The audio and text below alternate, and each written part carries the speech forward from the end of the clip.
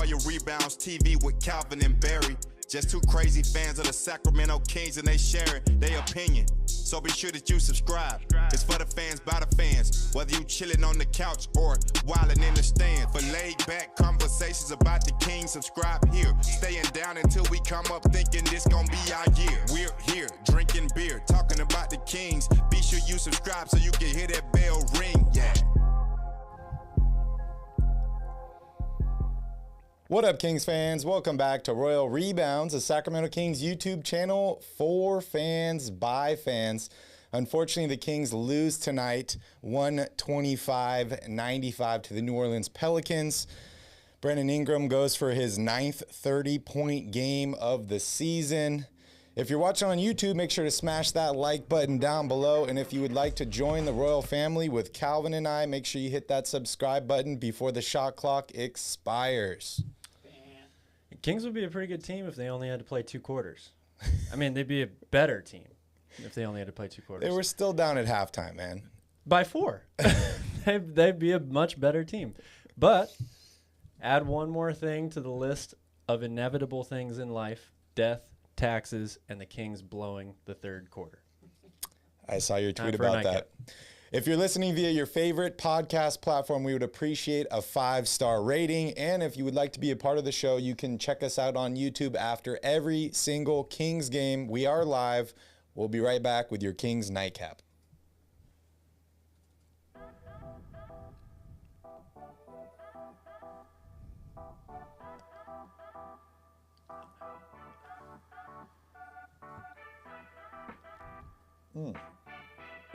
What's up, guys? Welcome back here. Sorry, nice. You caught me mid-gulp there. That was good. Behind the scenes there. I'm trying to get the energy up for this podcast, Calvin. The losses just keep coming for Sacramento. We got 18 games left, and the Kings are unfortunately 5 games back in the loss column from that last play-in spot.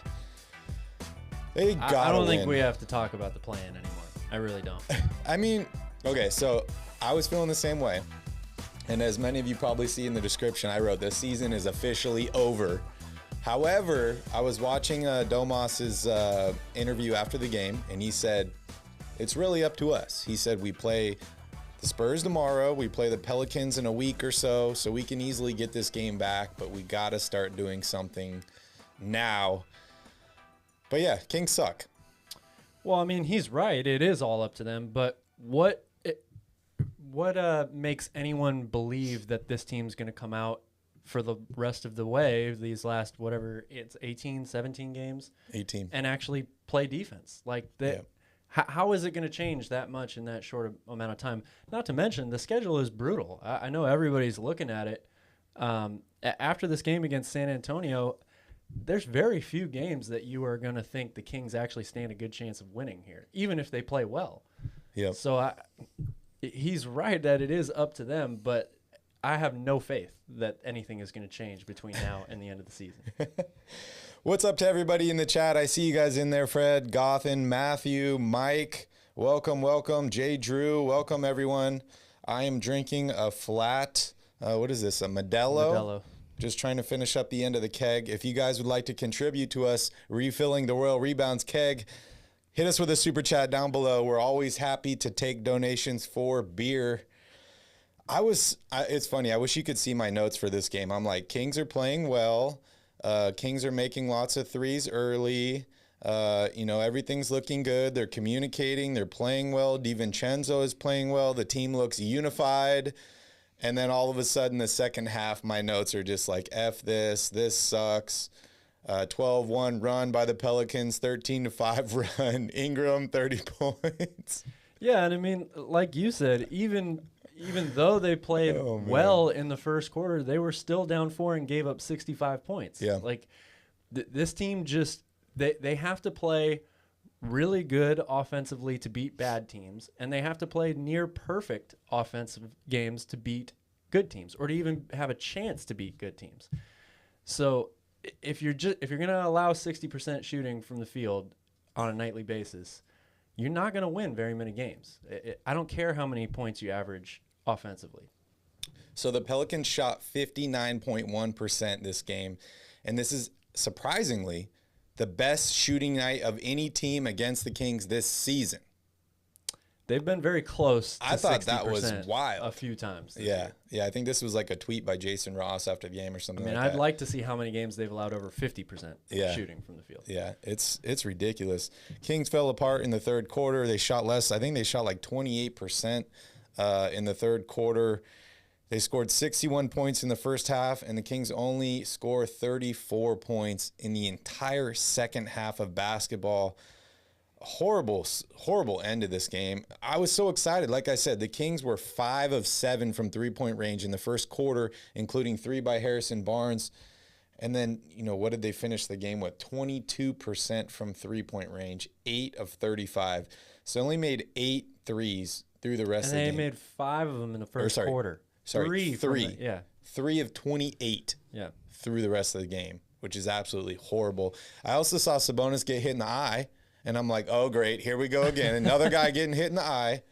Rashawn Holmes missed this game again with some back soreness. However, he seemed to be in a good mood on the bench. I saw him looking at the camera. I'd be a good mood if I didn't have to be on the court during that ass whooping. I saw him, talking to teammates, congratulating people for good plays, stuff like that. So he does seem to be engaged. I don't think this is him sitting out on purpose, is what I'm saying. No, I'm not going to put that on him by saying he's sitting out on purpose. It is worrisome to me, though. It's the exact same thing as the De'Aaron Fox ankle injury. It's worrisome from both sides, right? Like, if it's an actual injury that he can't seem to get past, and lower back, it can be a really bad issue, ask Michael Porter Jr., then that's cause for concern first and foremost. And if it's the other way around and that he just decides before the game, like, I'm only going to play 12 minutes tonight, it's not worth it, that's really worrisome also. Again, I'm not saying that that's the case, but it just feels a lot like the De'Aaron Fox ankle situation for a lot of reasons. So, yeah, it's weird. Did you see the arena go dark there at the end of it was like the end of the second quarter. They went to timeout. I'm not a super conspiracy theorist guy. However, the Kings were winning up into that point. You're not a super conspiracy theorist guy? No, I'm not superstitious. I'm a little frozen envelope is not I'm a little stitious. Does nothing for you. Oh, well, that's not a conspiracy theory. That's fact. Exactly. There we go. But all I'm saying is the Kings were winning up until that point. The arena goes dark, it goes timeout, and the Kings can't make a bucket for the entire rest of the game. Yeah. Just a bad coincidence. What'd they do to the basket? Coincidence. They turned the magnets on or something? Unreal. I'm just making excuses here. Another horrible officiating game, but none of that matters if you don't make shots. None of that matters. The Kings shot horrible in this game. Like I said, they were 22.9% from three-point range in this game, 39% from the field, and this is actually having a hot start to the game and scoring 61 points in the first half. They just fell apart. 17 points for De'Aaron Fox at halftime, 15 for HB, 10 for Sabonis, and 24 for Brandon Ingram, who actually had a slow second half for himself, but he killed it. He killed us. He did. Absolutely. Get ready for all you're going to see on social media for the next couple of days is how the Kings need to acquire Brandon Ingram in one way or another. Deuce Mason was right. He wanted to get him. I want to get him too. I don't know if he's available, but I don't know if you can say that they're right. Like putting Brandon Ingram on this team again, how much does it actually change them? How many more wins do the Kings have if they trade for Brandon Ingram at the deadline instead of Sabonis? Yeah. Let's get into your keys of the game here, and then we'll look at the box score. Keys to the game: guard the three, fail. Talk on defense. It's debatable, but overall, I'd probably not give them a passing grade on that. And then attack mentality from the beginning. They came out, as we have already documented, really, really hot, looking good, and then it just fizzled away after that. Yeah. So you got to play 48 minutes. There were so many times in this game, especially in the second half, where Pelicans could just get to the basket at ease. Either they were getting to the basket or they had a wide open three, and the Kings had to work for every single shot. And even when they were open, they were unfortunately missing shots. But, you you just looked at the Kings defense. I thought that they played pretty good defense in the first half, even though they gave up 65 points, the effort, the energy was there. And then the second half, and especially in the fourth quarter, it's hard once you see the lead start to gain and build on you. You are kind of like, okay, here, we got to make a shot. Then they get another steal, easy layup, stuff like that starts to build on you. But the defense just completely disappeared in the fourth quarter. Yeah, and then they're just trying to, hoist threes to get themselves back in the game, and nobody could hit a three. So it's just a whole list of problems once again. I mean, Najee Marshall, who expected that guy to come off the bench? 17 points, I think, tonight. Shooting who is 19% from three on the season, goes 2 for 4 from three today. They couldn't stop him in the second half. I didn't even know who that was, honestly. I'm like, who is this? Kendall Marshall's back? What is this guy? All right, Cal, let's dive here into the box score. I know you guys don't want to look at this because it's pretty ugly, but hey, Fox had 25, so I mean. That's true. Fox, 25 points, only 3 assists tonight after back-to-back 10-assist games, 2 turnovers. He shot 50% from the field, 9 of 18, only 1 of 6 from 3, though, as the Kings as a team were brutally bad from 3 in this one. Harrison Barnes, 19 points, 6 of 11 shooting, 4 rebounds, and Sabonis, 15, 14, and 7. These are becoming very consistent and expected numbers from him. He needs to score more. I mean, you can say that for a lot of players on this team, but Sabonis and Fox have got to be 20-point scorers every night for this team to have a chance, given how bad they are defensively. And then Jeremy Lamb, slight bright spot off the bench, 12 points, 5 of 10 shooting. DiVincenzo added 7 off the bench as well. And, man, if we go down here to the Pelicans box score, the starters killed now we're looking like a good box score. All 5 starters in double figures, 17 for Najee Marshall off the bench, 33 for Brandon Ingram, 15 of 19 shooting, 5 rebounds, 6 assists. I mean, he had wide open shots tonight, but he also hit shots where he was just draped with somebody all over him. And one there in the fourth quarter with Fox guarding him. That was good defense. I mean, say what you want. It was not a foul. Say what you want. That was good defense, and he hit a really tough shot because that's what big-time players do. Valanciunas, another double-double, 17 and 14. And, yeah, it's 59% shooting, 38% from 3, and 83% at the foul line. The Kings missed a bunch of free throws today, too. Yeah, and that's what I was going to bring up next. I love the aggressiveness for Sacramento getting the line. 25 free throws for them tonight, but they only shot 68%. They actually doubled up the Pelicans in free throw attempts tonight, which is a recipe for success. But when you don't shoot well, when you get out-rebounded, things like that definitely don't help. I was happy with their turnovers, too. Only 11 turnovers tonight. I really like that. But like I said, you got to make shots. It's crazy, man. The Pelicans had more defensive rebounds than the Kings had total rebounds in this game. Mm-hmm. And the Kings had 12. Well, that's what happens when you brick all the time. Yeah, the Kings there's had way more opportunities. Offensive rebounds in this game. It's crazy. What's up, Nikki? How are you? Yeah, it's wild. So, Calvin, are you wanna crown a king of this game? Yeah, Brandon Ingram. I mean, I think it's pretty obvious, right? That's an easy one. That was an easy one. I was working on all my jokes in the first half. I'm like, the Kings showed the Pelicans who the real smoothie king is and all this. And, like, how can they name a stadium after our team? Like, should we name our stadium the Golden Pelican or, like the Smoothie Pelican or something like that? Like, but they don't sound as good when you get beat by 30. No, they don't sound as good. And now Arco Arena's getting demolished, and, man, it's just like – yeah. That hits hard right now. Speaking of which, I wanted to talk to you about that. I know we're going to be in town on Friday the 18th for Kings Celtics. They're doing an Arco party the next day, Saturday.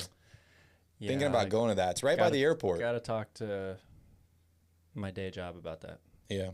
To be determined. I think it'll be a lot of fun. I'm going to try and go. And it's right by the airport, too. Yeah. Maybe take the red eye back on Saturday. Who knows? Oh, man, guys, make me feel better. Send me some love. Send me some good messages in the chat. I feel like crushed by this game. Man, I was so happy. They just, like, I don't even want to talk about it, but I was like thinking maybe Alvin Gentry is the right guy for this team. I'm like, he's an experienced coach. They're talking about him walking around New Orleans today, and everybody's like, wow, Gentry's back. Wow, we love what you did with the team. We respect you. And I'm like, that's what we've been talking about, right? Is the Kings need a well-respected coach that's been in the league for a while, that players like to play with. We want to play up-tempo basketball. These are all things that Alvin does. Yeah. But we'll talk about that in the next section. Kind of an embarrassing sponsor name. No, the Smoothie King. Yeah. Yeah, I mean, it's better than Sleep Train Arena. I don't know. I mean, there are a lot of arenas that I think the name doesn't really do much for me. Like, I mean, Boston, why did you change from the Garden? Like, that's one of the most iconic. Same thing with Staples Center, you know? It's Captain Obvious for the win. Captain Obvious always for the win. Yeah, I think I'm always going to call it Staples Center, even though it's Right? Crypto.com Arena. Just like Arco is always going to be Arco. Even when it's no longer Arco, it will still be Arco. Funny story about Arco. My mom, who's actually a landscape architect in Sacramento, designed the parking lot at Arco Arena. We still got lost after the games trying to find our car. Just so you know. I mean, it happens to everybody.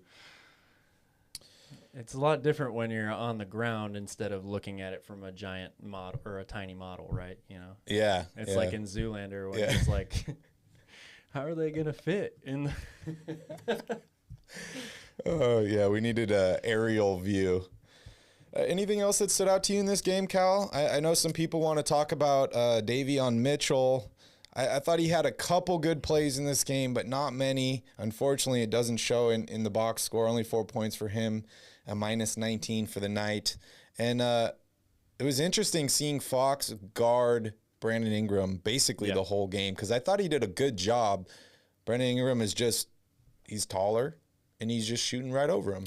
No, I did. I mean, I thought Fox, he wasn't great the entire game, but he gave good effort for, a good portion of it. And like you said, he made shots difficult for Brandon Ingram at times. But yeah, he's given up a lot of height to that guy, a lot of length for Brandon Ingram, who can get that shot off over him, even if he's right there defending him, and he's just a good player. But, for me, like, I want to see De'Aaron Fox take that challenge. If he's going to be the player that this team needs him to be and everybody expects him to be, then, yeah, I mean, he should be guarding the other team's best player on a nightly basis, given the matchup or whatever. Yep. Thank you, Asha. We appreciate your super sticker there. Always. That makes me feel a little bit better, but not quite. I mean, it helps. I just need the Kings to get better, man. I was thinking Pornhub Center, Dennis. Is that an actual arena somewhere that I don't know about? No, they were saying the Smoothie King sounds like a porn category. Oh, okay. I missed that one. I was thinking about it today. It's crazy, man. The Kings have basically, this playoff list streak has lasted half of my life, Calvin. Half of our lives. Yeah, almost. That's crazy. Yeah. Shout out to all you guys, real Kings fans out there that are sticking with this team. It's going to get better, guys. It really will get better. Oh, shout out to Vinny Squatch running across the screen there. It will get better, and it'll be so sweet when we actually have a good team. And I think it's coming. I talked to a bunch of guys in the Kings organization over the past week. Everybody's positive, not so much about this season, but just in the fact that moving forward, the Kings are doing things that they haven't done in a long time. They just acquired an all-star. They haven't done that since they got, Chris Webber. So I think they have a competent front office. We have all of our draft picks. We don't have any bad contracts at this point. Positives are coming. I just don't see it this season. Yeah, I mean, until they fix their defensive deficiencies, I can't talk about this team improving. Like it's just that simple. That's what's holding them back. I mean, you can talk all you want about coaching and scheme and style of play offensively, canceling out the other team's momentum, all this stuff, but defense is about effort and engagement, and that's on the players. So until something changes in that regard, this team is just going to continue to be a lottery team that is there won't be the worst team in the league. Yeah. but they'll be somewhere in the 5 to 10 overall pick every year. Seems to be par for the course at this point. Yep. Bruce, we're not throwing any shade at Alvin Gentry. We think he's done a wonderful job. He's put in a really rough position. And if you were listening 5 or 10 minutes ago, I was just talking about how I thought Gentry might have been the right guy for this team. I actually think people are putting too much blame on Alvin Gentry for the reason that I just mentioned. This team sucks on defense. That's just plain and simple. And yes, coaching is a part of defense. Don't get me wrong. That, it does play a role. But defense the greatest defenders in the world, in the NBA, they don't need motivation from a coach. They don't need X's and O's from a coach. Yeah. They have this willpower and desire that is greater than anybody else's to say, I'm going to stop you. That's what it takes to be a really, really good defender. If you have the athletic ability and the quickness and speed like somebody that De'Aaron Fox is, then you can be a better defender. But you have to have the desire to want to play defense and stop somebody. And coaches are, especially at this level, can only do so much about that. And you need time to develop a system. You can't just join in middle of a season, take over the reins, and then expect everything to be well. Then you trade half of your team away and you bring in a bunch of new guys. You know, I see what you're saying here in the comments, Mike. They just don't rotate on defense. Yeah, I mean, they don't rotate on defense because they're playing with a bunch of guys they've never played with before. Like, I wouldn't be surprised if these guys have all practiced together less than a handful of times with all the games and everything that's going on. Like, every team runs a different rotation, a different scheme. You brought in 6 new players from 2 different teams, or actually 3 different teams, right? Pelicans, Bucks, and Indiana. So it's going to take time. I like the players they brought in. This is not their year. But And Goth and I hear you. Gentry has no system. Again, you can say that all you want, but that doesn't make any difference on defense. Not having an offensive system means nothing about stopping the other team. It just doesn't. Yeah. Yeah, I think we're all just a little emotionally wounded here in this Sacramento Kings camp. We all want to win. We don't know what it's going to be, if it's changing coaches, players, systems, owners, front office. We're all confused because it's been so long since we won, right? So there's not really a formula or a plan to follow at this point. It's just like, we want better. We want something better. I don't want to keep throwing my money towards this team that continues to lose games. Don't get me wrong, I'm going to continue to do that because I guess I'm an idiot, or I just love this team. I'm a loyal person, but they need to get better. They really do. Captain Obvious, these 12-man rotations suck. Yeah, I agree. I mean, they need to have more consistency, but again, look at the big picture here. This team started the season with Luke Walton as head coach. He basically said Marvin Bagley's not a part of this team, said that they have 13 guys that they feel like they could play on any given night. That's that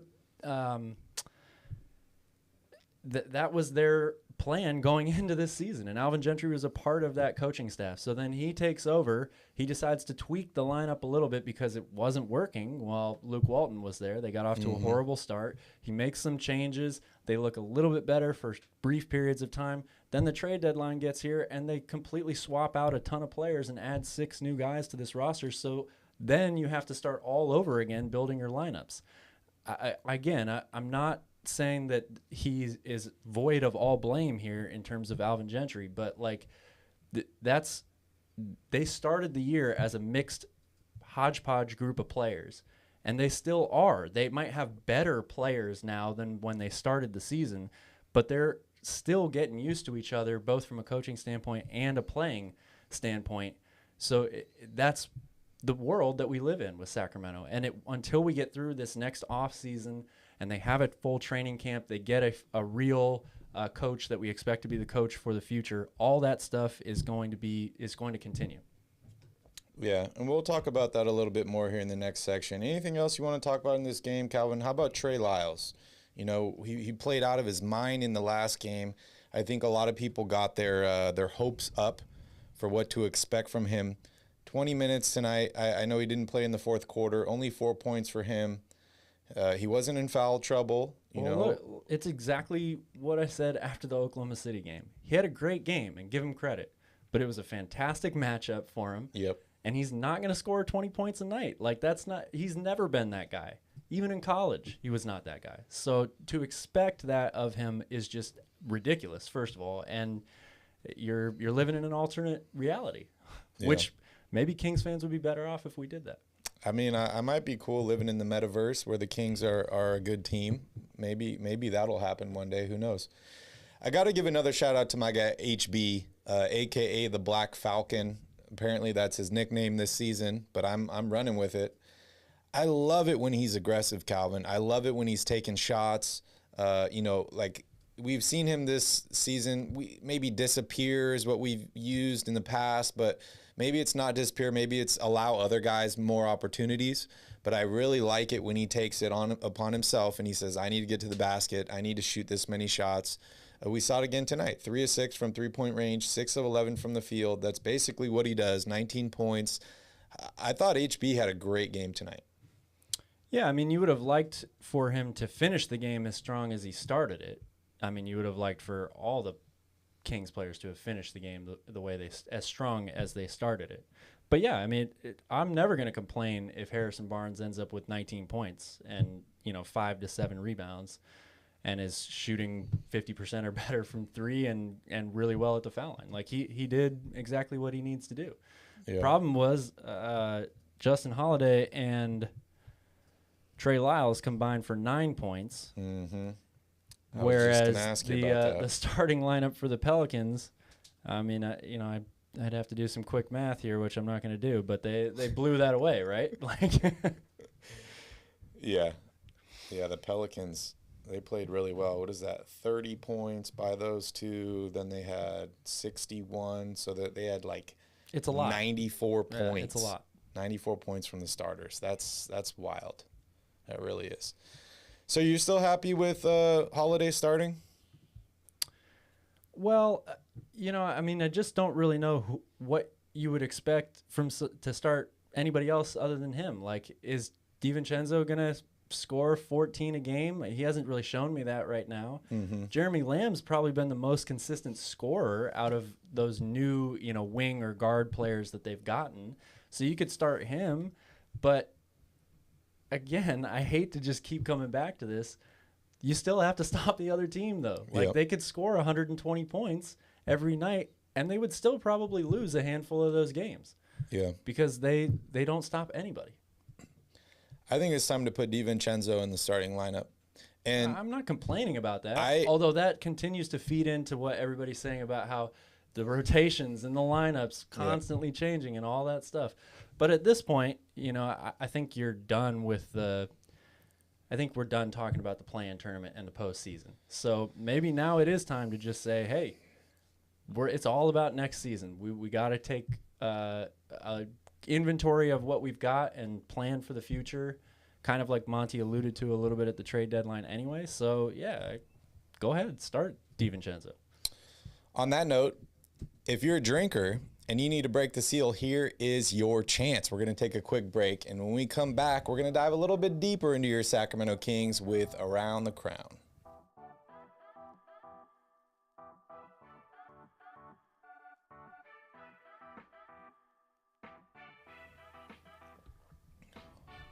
Welcome back. This is Around the Crown. We're talking all things Sacramento Kings and beyond. Join the royal family by hitting that subscribe button. And if you're a Kings fan, you might as well smash up that like button. So, Calvin, we're talking about the starting lineup again. This is probably like the 10th podcast in a row we've talked about the starting lineup.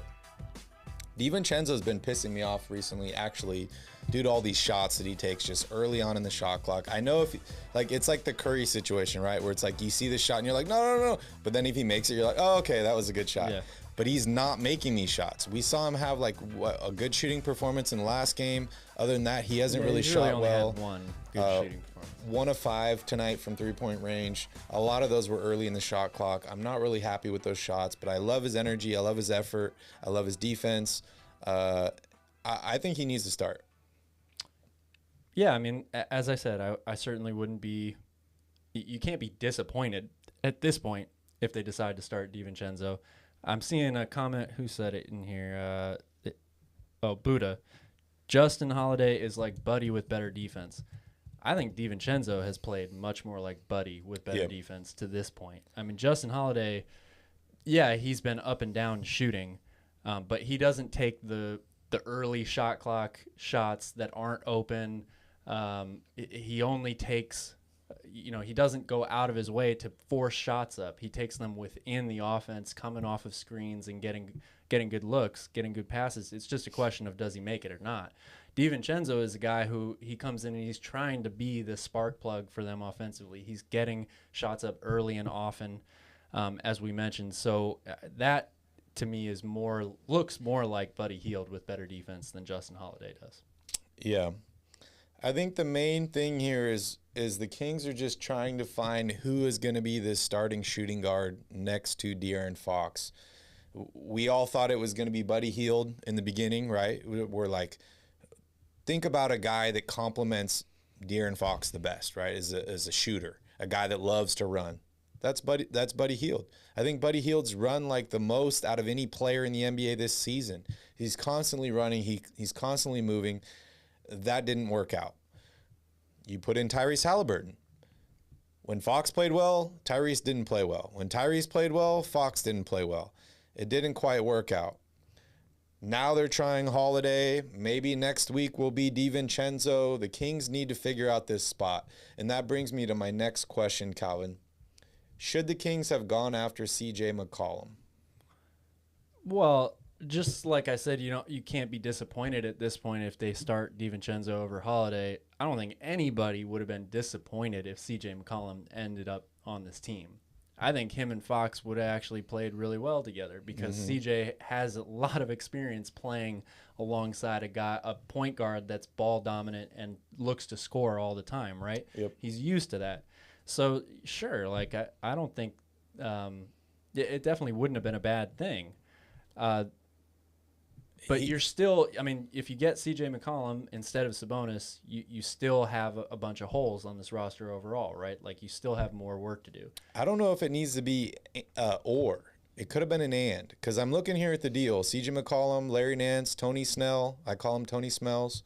To New Orleans for Josh Hart, Tomas Satoransky, Alexander Walker, a first-round pick, and 2 future second-round picks. And that first-round pick is actually this year's, and it's protected, which, I'm an advocate for protected first-round picks. The Kings could have came up with a deal like this, and they probably could have got Sabonis as well. It's much easier for us to sit here and say the Kings could have come up with a deal like this than for it to actually happen. I think that needs to be taken into account. But, yeah, I mean – who in their right mind wouldn't say that the Kings would be looking sweet right now if they were able to trade for both Sabonis and C.J. McCollum? Captain Obvious says, I think we need to get rid of Fox. I mean, that's what people have been saying all year long. Like, I don't. It's really hard to decide whether or not that needs to happen. I think for Sacramento because. All things considered, the guy he got off to a really, really slow start. Mm-hmm. And, yes, people were deservedly so ragging on him and bagging on him for the early part of the season. But you look at his numbers, he has not more than steadily improved over the course of the season. I mean, he's coming close to the realm of what he was at numbers-wise last year. He's not going to get there. But he's, in the window now for those same types of numbers. The question mark for him is just going to continue to be defensive effort, leadership, all that stuff. So I think it's still a little unfair, though, to him to judge him when he doesn't play on a good team overall. Yeah. And even though, that, like I said, that the talent on this roster is better than when the season started, they're still not a good team. Yeah. I think it's kind of funny because early on in the season, or actually coming into the season, everyone's talking about, wow, De'Aaron Fox is jacked. He gained this much weight, all this, because everyone's been talking his whole career. He needs to gain some weight. He needs to bulk up. He needs to get a little bit bigger. If he's going to be battling inside and getting, and ones and stuff like that, he needs to gain weight. He gained a bunch of weight. We heard Tyrese Halliburton call him fat, right? I think he was joking. Then he comes in and he seems like he is fat, right? Like he starts off really sluggish to the season. I don't know if it's a mental thing or if it's a physical thing. I feel for him. When you're the man and you're taking a team and this is like your first max year, you're doing all the work in the offseason, you're trying to get this team somewhere, and you have guys like Bagley and Buddy that don't want to be here, that are on the court with you, that are not playing defense, that are, fumbling the ball and giving it up. That makes your job a lot harder. So I definitely feel for Fox. That being said, nobody on this roster is untradeable for me right now. If I did have an untradeable guy, it was Tyrese Halliburton, and he got traded. Yeah. This is not a knock against Fox. This is not a knock against Sabonis. It's not a knock against anybody. The job of the GM is to bring in better talent and make your team better.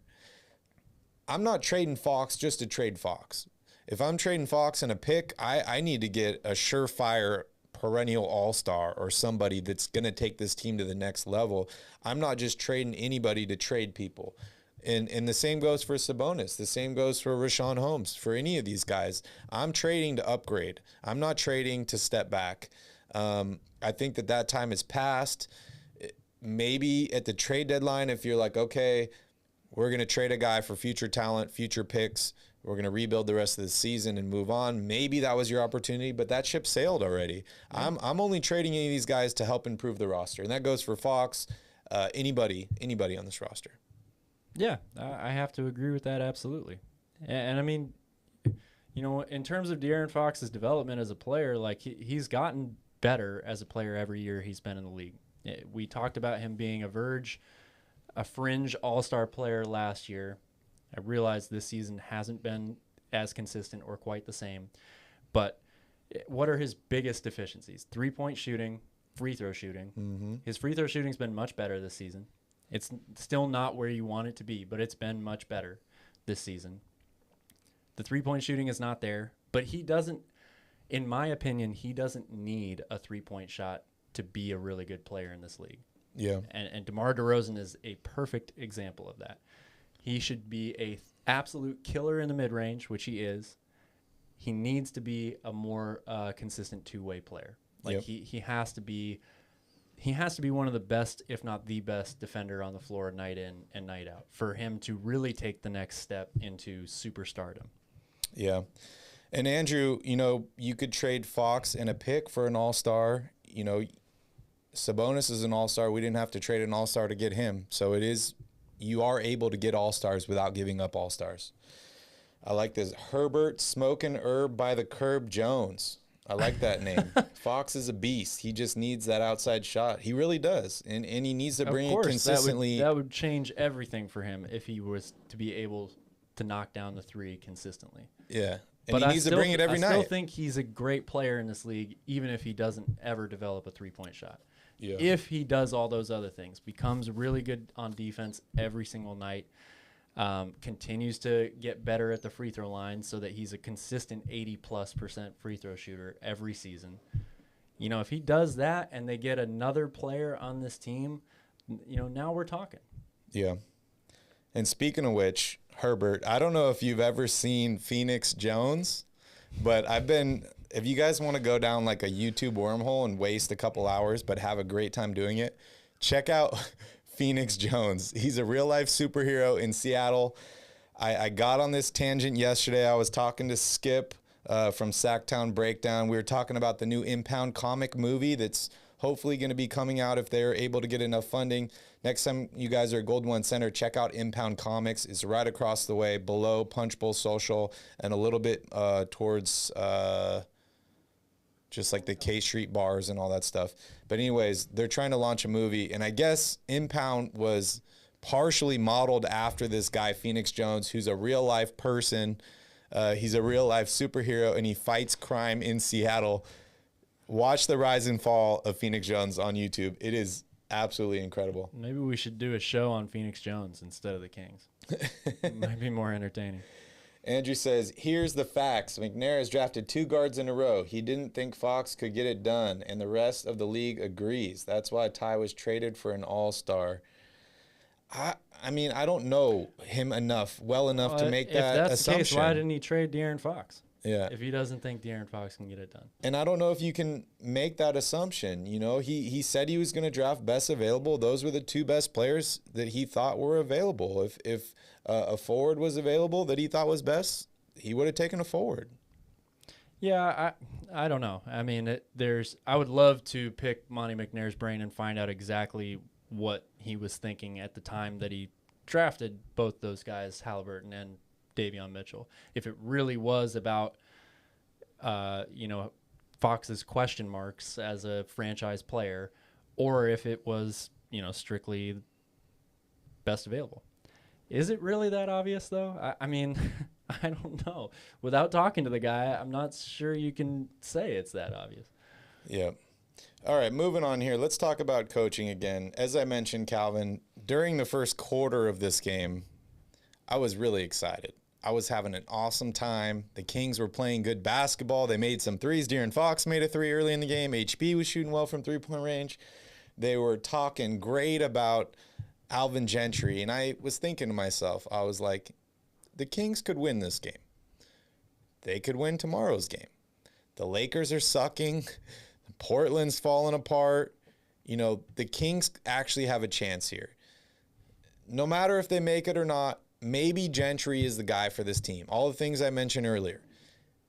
He loves to play up-tempo. That's what the Kings have wanted, right? He's a respected guy around the league. He's got a ton of experience. He was a great coach for the Pelicans. He's able to manage personalities, stuff like that. Maybe he just needs more time. He needs a training camp. He needs to bring in his own assistant coaches that fit his style, that help him out. I want to hear your thoughts on Gentry. Me personally, I wouldn't be completely disappointed if he were to return next season as the head coach. And the reason I say that is because we all talk about Monty putting a stamp on this team. Monty hired Alvin Gentry. So there had to be something that Monty saw in Gentry to bring him to this team. He hired him as an assistant. Yeah. Not as a head coach. So, take that for what you will. But, I mean, a lot of the things that I would say about Gentry, I've already said here. There is so much truth to having a coach that has a style of play and a system in place and all that stuff. Those are all necessary. They're needed. When Dave Yeager and Mike Malone were the coach of the Kings, everybody praises them as being exactly what this team needed, and they both were let go. Not Yeager. Yeager until they had some success, but early on they're like, this guy can't coach a young team. But that's my point exactly, though, is those two guys are, right now, in hindsight, considered by most Kings fans to be people that they would have wanted to hang around. Yes. The team was still a really bad defensive team, even with those guys. So that's my point. Like, until the team gets better on defense, yes, coaching is a huge, huge part of it. But, man, you just have to be – you cannot be a bottom 3 team in the league in defensive rating every single year and then expect us to all be like, well, they've got a chance to make the playoffs this year. Yeah. Because as the season goes on, they just roll through the same phases, throughout the course of the season to where they give you a little bit of hope. They win a few games. They look much better because they shoot ridiculously well from outside and they score a ton of points, but they give up a ton of points too. And then they go through those lulls where they don't shoot as well and they don't score a lot of points and they get blown out by 30 like they did tonight. Yeah, I think Dave Yeager is back from his cancer treatments, and I think he's back on the sidelines with the Philadelphia 76ers. So I think everything's going well for him at this point. But, hey, I'd be happy to bring him back. Brandon Williams is gone, so, he doesn't have anybody to beef with in the front office. I still think he's probably like, we should have taken Doncic, which I think every single Kings fan agrees with him at that point. RP says, what do Malone and Jaeger have in common? They discipline their players. It's a good point. It's a good point. Yeah, I think they also have in common is they're both on winning teams right now. Also, very fair. Yeah, I mean, it's not just one thing at this point with this team. It's multiple things. And I think they've taken steps in the right direction. Now we have a competent front office. Like I said, we have our draft picks. We don't have any bad contracts on this team. Some people might argue De'Aaron Fox is on a bad contract or Harrison Barnes. I don't agree with that. I don't think there's a single bad contract on this Kings team right now. They have flexibility going into the offseason. We talked about in the last stream, they have about $20 million in cap space right now. It could be more if they rescind guys and stuff like that. They were able to bring in high IQ guys. They just need time to gel. They need to figure it out. They need a full offseason. Part of this could go on the shoulders of Monty McNair, and bringing guys like Buddy Hield and Marvin Bagley into the season with the Kings and potentially, giving up on this season. But I think he's done everything in his power to set this team up for future success. Kings are going to have another good draft pick here. And I'm really positive on next season, Calvin. I really am. Yeah, I mean, it's still incomplete in terms of, Monty McNair's grade as GM, in terms of where this team, could eventually get to. Like, the whole thing is still incomplete. There's more work that needs to be done, both from the front office and from the players. Dennis says, I think Vinny Squat's shirt will be my first Royal Rebounds purchase. Right. Dennis, it'll be coming out soon, I promise you. We're just trying to perfect the designs. Unfortunately, we're perfectionists here at Royal Rebounds, and so it takes us a little bit longer to get things out, but we want them to be perfect. So we'll let you know as soon as that thing is ready. All right, Calvin, I'm ready to talk about the main subject here. It's something we've never talked about before. It's tanking. I hope you guys could sense my I was being facetious. Is it time to tank for Sacramento? Well, the question is, does that look any different than what they're already doing? I mean, yes, you can say, well, if they were tanking, they would have lost to Oklahoma City the other night. But they're tanking too. They're tanking also, and even if the Kings lost every game for the rest of the season, there's still a chance that they wouldn't end up with the top two picks. They'd obviously have better odds, but they might not be intentionally trying to lose games right now, but they're pretty damn close to tanking already. Yeah. Yeah, Rick Adelman is not dead, so I don't think he has a ghost yet at this point, but I don't really know how ghosts work, but I don't want to wish anything bad on him. So hopefully Rick Adelman is doing well and healthy. What's up, Key Kings? Good to see you here. And to go back to the schedule the rest of the way, the schedule is tough enough that they might tank, by default, right? They're not going to intentionally try to lose those games, but they're going to lose most of those games. Which could be a best case scenario, right? We don't want the mindset to change to let's lose games. We want these guys to still win games or try and win games. We want them to work on chemistry, stuff like that.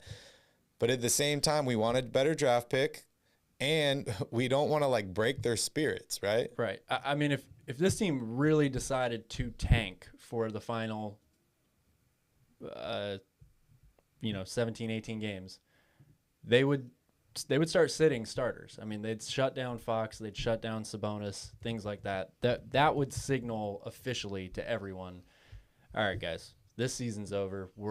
The goal right now is the best draft pick we can possibly get. Do you think that happens? I don't think that happens, but I've been wrong in the past. So, all right. Speaking of tanking, Vinny, can you show my screen here? Let's have a little fun here. I don't know if you guys use this website or not. I've brought it up here multiple times. It's one of my favorite websites. Maybe it's because I'm a Kings fan. Maybe because this is what I've been using over the past 10 years to try and figure out what draft pick we're going to have. Tankathon.com. This is the current standings. And let's sim the lottery here. Oh, man, that's not good. Kings fall to 7th. We can look here at the mock draft. Calvin, we've talked about this multiple times, and we're going to continue to talk about it. Yeah, it's going to be an evolving situation, obviously. Like, it will change for so many reasons. Where the Kings end up being, the NCAA tournament's about to happen. We all know what happens for a lot of college players in those moments. You know, that makes or breaks some of these guys' draft grades or whatever. Yep. Whatever they end up performing or looking like in the tournament. Look at Moses Moody. Guy had a great season all the way through. But if Arkansas doesn't go on that huge run to the Final Four, he doesn't probably get a lottery pick. And things change very, very fast. I remember we traded Cousins. We go into that offseason having the 5th and the 10th pick. I was actually targeting De'Aaron Fox. I loved watching him in college. I thought we could have got him with the 10th pick. I was hopeful that we could potentially get Tatum at number 5. Obviously, that didn't work out. But De'Aaron Fox killed it in the tournament. We ended up having to take him number 5. Mm-hmm. I was hoping we were going to take Monk with pick number 10, pair those guys together, but they just traded for Buddy Hield. Yep. So they end up trading that pick, and the rest is history. So like Calvin said, a lot of things can change here in the next couple weeks, couple months. Calvin and I will be in Vegas watching some of the March Madness games. Hopefully we can do a stream from there. And also, I think we're going to do, some draft lottery. We're going to do a draft lottery party, and then we're going to do, some draft breakdowns on some of these guys and try and figure out who's going to fit the team best. Oh, yeah. We'll definitely have some serious draft coverage here between now and June. June 23rd is? I don't know. I can't keep track anymore. There's the lottery. We're trying to figure out the lottery. The lottery is like May 17th or something like that. Yeah, May 20th. May 20th. Something like that. But all right, next up, let's take a look here at the standings. As you guys can see, they are not looking good here. They are in the 40-loss club. They've been for a couple games now, and there are only 6 teams in that club. Kings are rounding it out. Yeah. There will be more by the end of the year, but not many more. If they would have won this game tonight, this would have been huge. You take a look at the standings. They would have tied San Antonio for wins. If they beat them tomorrow, they would have leapfrogged them. They would have been tied with Portland and New Orleans for wins. The Lakers have been losing games as of late. We saw them lose to the Mavericks last night. They lost to the Pelicans a few nights earlier. It's just they needed to win this game tonight. They did. They really did. All right, next up, I want to show you guys something cool here for all my NFT fans out there. This is NBA Top Shots. I don't know if you guys are into this stuff or not, but if you're not and you're just a basketball fan, this right here, what Barry's about to show you, is worth getting into NBA Top Shots alone, just for what they're offering here. I got to find it. Just none of you guys outbid me here is the goal. It's probably stupid that I'm showing this here. But check this out. So they are currently auctioning off a one-of-one NFT for each team in the league. So there's going to be 30 of them. And these are all-star VIP passes. Take a look here at the Sacramento Kings. The auction ends on Sunday. So there's 3 days and 20 hours left on this auction. This is absolutely incredible what it includes here. A nice little, it's not a JPEG or a PNG. It actually moves, so maybe that makes it a little bit more valuable. The current bid is $10,000, which is a lot. But take a look here what it includes. And I will actually zoom in here to make it a little bit easier to look at. So this NFT includes, for 5 years, 2 lower bowl tickets to the NBA All-Star Game, also to the Clorox Rising Stars Game, 2 tickets to the AT&T Slam Dunk Contest, the Mountain Dew 3-Point Contest, and the Taco Bell's Skills Challenge. Remember, this is for all 5 years. I think it's like 2023 through 2027. It also includes a shoot-around with an NBA legend on the All-Star court, exclusive invite to an NBA reception, tour of the host arena with an NBA executive, inside access to all-star planning, personalized all-star itinerary with VIP support, on-court photo with the official NBA All-Star Game court, VIP merchandise bag, an NBA All-Star jersey, and a bunch of NBA Top Shot packs here. I don't know why I'm showing you guys this, because I plan on bidding if the price doesn't go up too much. But if one of you guys outbid me and you end up winning, there's 2 tickets, so you can bring me along. You can bring me along with. But I just wanted to show you guys that. I think it's pretty cool. NFTs are wild, and just all these new experiences that they're adding. This is definitely something for the ultimate NBA fan and the ultimate Sacramento Kings fan. I've never been to an All-Star game, and honestly, I didn't watch much of the All-Star weekend this past week. But if you want to bring me along, I'm happy to go. Oh, yeah. I mean, it's kind of like baseball, right? Being at a baseball game is way more fun than watching it on TV. Yes. Maybe Calvin and I will flip the Christie coin. There you go. To see who gets to go with you guys. Yes, Dennis, it's an auction. It ends on Sunday. The starting bid is $10,000. It's an auction that's based on each individual team. Yes. So all the starting bids start at $10,000. Yep. But obviously for teams like the Lakers or the Celtics or something like that, you could imagine the price, the eventual selling price being much, much higher than it would be for a team like Sacramento. I think the Lakers actually just ended today. Oh, wow. This price really jumped up. It was at like 15,000 earlier today, and it looks like it ended at 51,000. Holy cow. So yeah, Kings is a bargain. Kings is a bargain. All right, guys, it's break time again. But when we come back, we're going to take a look at the Kings' next week of basketball action with Kings Crusade.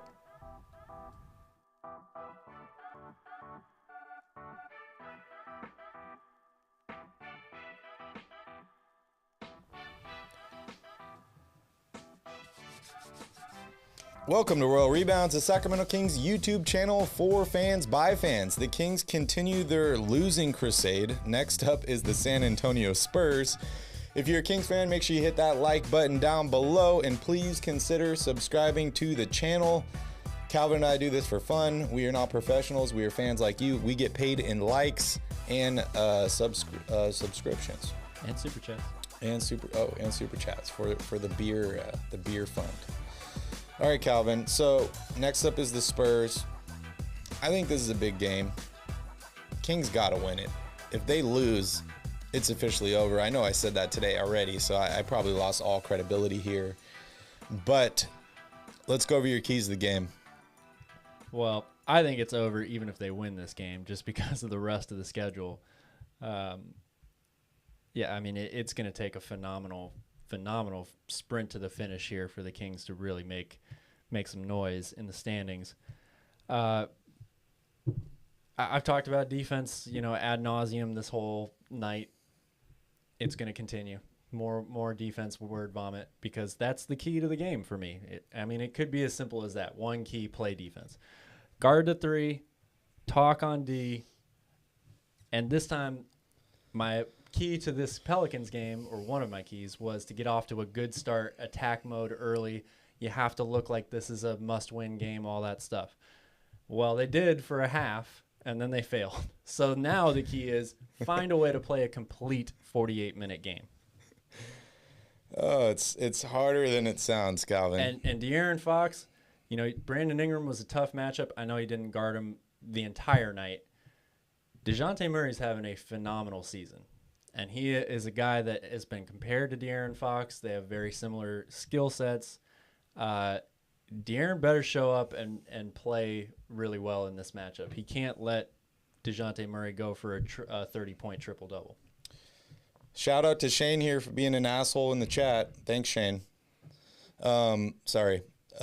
Yeah, they just got to win. They have to play better basketball. They have to be consistent, and they have to play defense. They got to make shots. There's way more than 3 keys to this game, in my opinion.